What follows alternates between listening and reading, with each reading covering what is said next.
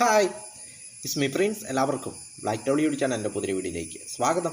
എന്തുണ്ട് വിശേഷങ്ങൾ? എല്ലാവർക്കും സുഖമല്ലേ? എല്ലാവരും ഹാപ്പിയല്ലേ? ഹാപ്പി ആയിട്ടിരിക്കുക. Anything happy life has to go on always പോസിറ്റീവായി. ഇപ്പം നമ്മളൊന്ന് നോക്കുന്നത് India versus South Africa T20 world cup history.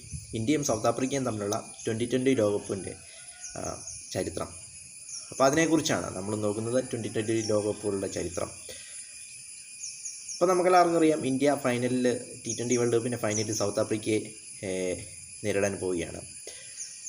അപ്പോൾ ക്രിക്കറ്റ് ലോകം ആകാംക്ഷയോടെ കാത്തിരിക്കുകയാണ് ഫൈനലിന് വേണ്ടി.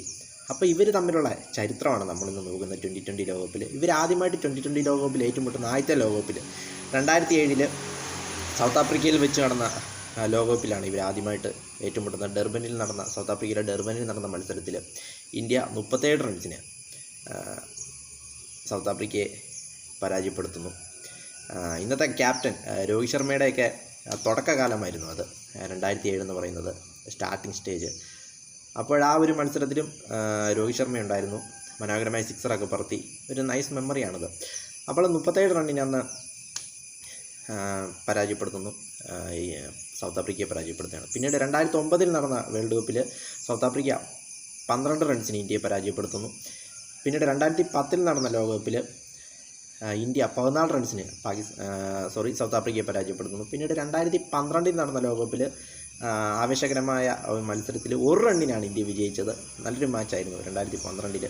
പിന്നീട് 2014 നടന്ന ലോകകപ്പിൽ 2014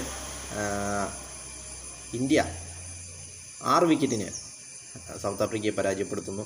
പിന്നീട് 2022 നടന്ന ലോകകപ്പിൽ സൗത്ത് ആഫ്രിക്ക 5 വിക്കറ്റിന് ഇന്ത്യയെ പരാജയപ്പെടുത്തുകയാണ്. അങ്ങനെ ഇവർ തമ്മിൽ 6 മത്സരങ്ങൾ കളിച്ചതിൽ 4 എണ്ണത്തിൽ ഇന്ത്യ വിജയിച്ചു, 2 എണ്ണത്തിൽ സൗത്ത് ആഫ്രിക്ക വിജയിച്ചു. അങ്ങനെ നോക്കുമ്പോൾ വിന്നിംഗ് പെർസെൻറ്റേജ് ഇന്ത്യക്കാണ് കൂടുതൽ.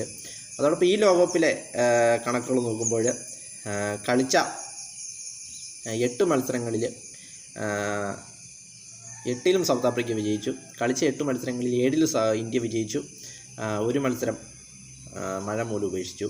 അപ്പോൾ 2 ടീമുകളും പരാജയം അറിയാതെയാണ് വന്നിരിക്കുന്നത്. അപ്പോൾ ഒരു കാര്യം നിസ്സംശയം പറയാം, കാരണം ടൂർണമെൻറ്റിലെ മികച്ച 2 ടീമുകളാണ് ഫൈനലിൽ വന്നിരിക്കുന്നത്. 2 ടീമുകളും തോൽവി അറിയാതെയാണ് ഫൈനലിൽ വന്നിരിക്കുന്നത്. അതുകൊണ്ട് തന്നെ നല്ലൊരു മത്സരം ക്രിക്കറ്റ് ആരാധകർക്ക് കാത്തിരിക്കുന്നുണ്ട് എന്നാണ്.